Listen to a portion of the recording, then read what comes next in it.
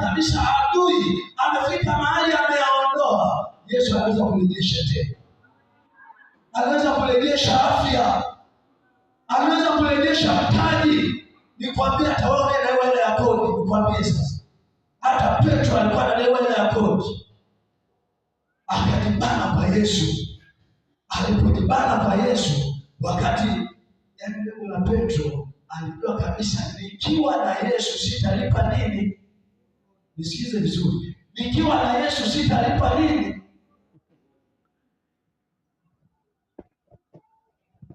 Yesu akamwambia Petro, wewe si mvuvi wa samaki, nenda kavue samaki. Yule samaki wa kwanza utakayemvua, fungua kinywa chake, utakuta mnaenda mbele.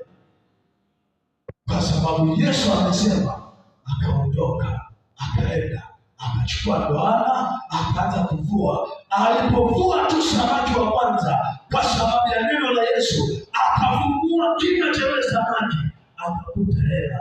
Yesu anaweza kutulipia kweli. Yesu